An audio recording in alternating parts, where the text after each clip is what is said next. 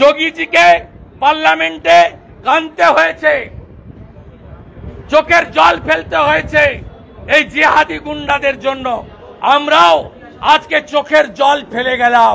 26-এ BJP আসবে, সুদ আর আসলে যদি হিসাব না নিতে পারি তাহলে হিন্দুর বাচ্চা নয়, ভারতবর্ষের বাচ্চা নয়।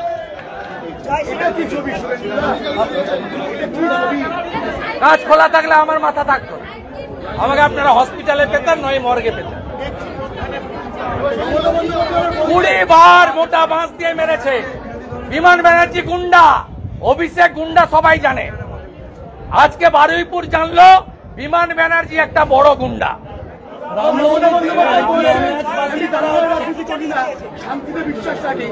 এটা আজকেরটা দেখান, আজকে দেখান।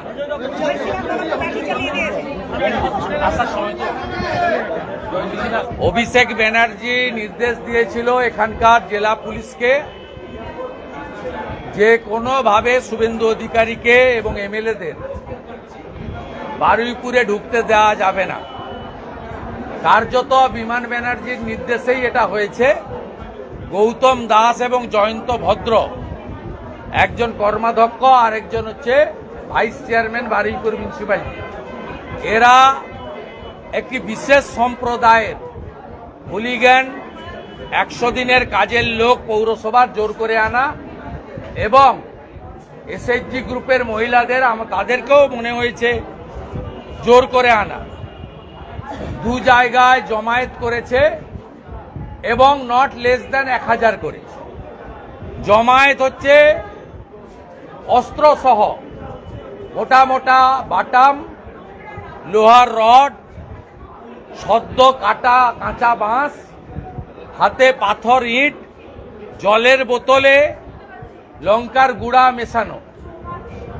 এক অভিনব দৃশ্যের সাক্ষী পশ্চিমবঙ্গ বিধানসভার প্রায় 50 জন বিজেপি এমএলএ, বিরোধী দলনেতা, শতাধিক সাংবাদিক এবং কয়েক শত পুলিশ, ইনক্লুডিং আমাদের সেন্ট্রাল ফোর্স, যারা আমাদের পিএসও আছে, তারা তো ল অ্যান্ড অর্ডার মেনটেন করতে পারেন না, তারা আমাদের বডিকে সেভ করেন। এবং আমরা গাড়িতে ছিলাম, কার্যত 2 জায়গায় অবরোধ করেছে এবং আমাদের পিএসওরা তারা খানিকটা সরিয়ে দিয়ে গাড়িগুলো বের করেছে। ওদের নির্দেশই ছিল যে বারুইপুর ঢুকার মুখে যে অবরোধটা ছিল ওইখানে আটকে দেওয়া। কিন্তু আমরা প্রাণ যায়, তবুও আমাদের যে 3000 কর্মী জমায়েত হয়েছিল বারুইপুর শহরের মধ্যস্থলে, আমরা সেখানে পৌঁছাবো। আমরা একবারে অঙ্গীকারবদ্ধ ছিলাম, ডু অর ডাই। ওরা আমার বাবা তুলে মাইকে গালাগালি করেছে। 88 বছরের প্রবীণ রাজনীতিবিদ শিশির অধিকারী, তার নাম ধরে ধরে অশ্রাব্য ভাষায় গালিগালাজ করেছে। এই বাংলার কৃষ্টি সংস্কৃতি এবং যারা শিক্ষিত মানুষ, এই বিমান ব্যানার্জি আইনজীবী এবং স্পিকারের আড়ালে কতটা নিম্ন রুচির, নিম্ন সংস্কৃতির একটা শাহজাহানের মতো গুন্ডায় পরিণত হয়েছে, এটা বাংলার মানুষ আজকে চোখে দেখলেন, নিজের চোখে। এবং গাড়িতে, আমার গাড়িতে অ্যাডিশনাল এসপি চিহ্নিত করে দেওয়ার পরে 20-25 বার মোটা মোটা বাঁশ এবং বাটাম দিয়ে মারা হয়েছে। কাঁচটা ভাঙেনি, কিন্তু গাড়ির বহু জায়গায় ওই আঘাতের দাগ চিহ্ন দেখতে পাবেন। মাথাটা অক্ষত আছে, গাড়ির কাঁচটা তোলা ছিল বলে পুলিশ আমাকে অনুমতি দিয়েছিল। এটা ট্র্যাপে ফেলা হয়েছে আমাদেরকে। 1টা থেকে 3টা কোনো কারণ ছাড়াই তৃণমূলকে পারমিশন, 3টের পরে ডিসপার্স না করে অভিষেক, তোলাবাজ অভিষেক, যার নাম 73 বার সুজয় কৃষ্ণ ভদ্র কাকু বলেছে, সেই তোলাবাজ চোর, তিনি পুলিশকে নির্দেশ দিয়ে তিনি এইটা করেছেন, আমাদের ট্র্যাপে ফেলেছেন। উদ্দেশ্য কি? আমাদের মেরে ফেলা। 26-এর আগে পথের কাঁটা সরিয়ে দেওয়া।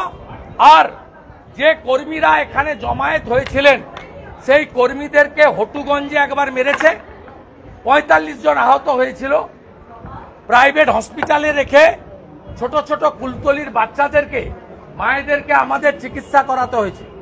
100-র উপরে ট্রেকার, অটো, টোটো, মোটরসাইকেল ভেঙেছিল, পুড়িয়েছিল।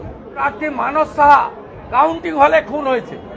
এই জেলাকে কার্যত ওরা একেবারে জামাতের হাতে তুলে দিয়েছে। এই জেলাকে আর কোনো গণতন্ত্র নেই। ডায়মন্ড হারবারের ভোট আপনারা দেখেছেন। তাই আমরা এই জেলাতে আমি যাতে আমার কোনো কর্মী আঘাত না পায় তার জন্য আমি এখানে অবস্থান নিয়েছি। আমার প্রত্যেকটা কর্মী এই গুন্ডাদের সার্কেল থেকে বেরিয়ে গেলে আমরা প্রস্থান করব। আমি যেহেতু হাইকোর্টের অর্ডারে প্রোটেক্টে আছি, মহামান্য জাস্টিস রাজশেখর মান্থা একাধিক জাজমেন্টে আমাকে প্রোটেকশন দিয়ে গেছেন মমতার হাত থেকে বাঁচার জন্য। বাংলার মানুষ এবং গণতন্ত্রের স্বার্থে, যেহেতু আমি লিডার অব অপোজিশন, আমি আইনগতভাবে বারুইপুরের এসপি, বারুইপুরের আইসি এদের নামে সরাসরি আর ডিজিপিকে পার্টি করে আমি আমার আইনি লড়াই করব। এবং আমি মহামান্য উচ্চ আদালতে যেতে বলেছি অধ্যাপক মনোরঞ্জন জোদ্দার এই জেলার সভাপতিকে, এবং 27 মার্চ আমরা হাইকোর্টে যাব। হাইকোর্ট যদি অনুমতি দেয়, তা হাইকোর্টের দেওয়া গাইডলাইন মেনে আমরা হাজার হাজার কর্মী সমর্থক এনে বা আমাদের দক্ষিণ 24 পরগনার 4টে সাংগঠনিক জেলা এবং দক্ষিণ কলকাতা, এই 5টা সাংগঠনিক জেলা এবং দক্ষিণ 24 পরগনায় যারা মূলবাসী, অরিজিনাল দক্ষিণ 24 পরগনার মানুষ, যারা এখানকার দলিত সমাজের মানুষ, ফিশারম্যান কমিউনিটির মানুষ, সেই মানুষদেরকেও বলবো এটা লাস্ট লড়াই আমাদের। আমাদের যে দৃশ্য আজকে দেখেছি তাতে পশ্চিমবঙ্গে ভোট হতে পারে না। কেন্দ্রীয় সরকার এমএইচএ আমাকে সিআরপিএফ দিয়ে রেখেছেন, জেড ক্যাটাগরি। তাদের ভূমিকা আমাকে বাঁচানো চেষ্টা করেন তারা। আমাদের এমএলএদের সিআইএসএফ আছে, কিন্তু আমার বিজেপি কর্মী, বিরোধী দলের কর্মী, এমনকি ভোটারদের নিরাপত্তা কে দেবে?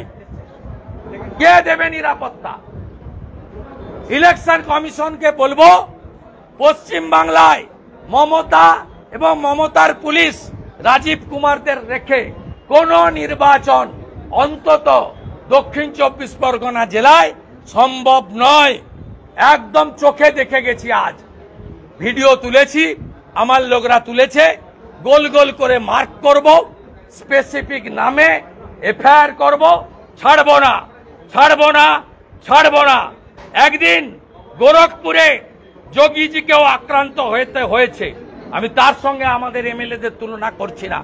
যোগীজিকে পার্লামেন্টে কাঁদতে হয়েছে, চোখের জল ফেলতে হয়েছে এই জিহাদি গুন্ডাদের জন্য। আমরাও আজকে চোখের জল ফেলে গেলাম। 26-এ বিজেপি আসবে। সুদ আর আসলে যদি হিসাব না নিতে পারি, তাহলে হিন্দুর বাচ্চা নয়, ভারতবর্ষের বাচ্চা নয়।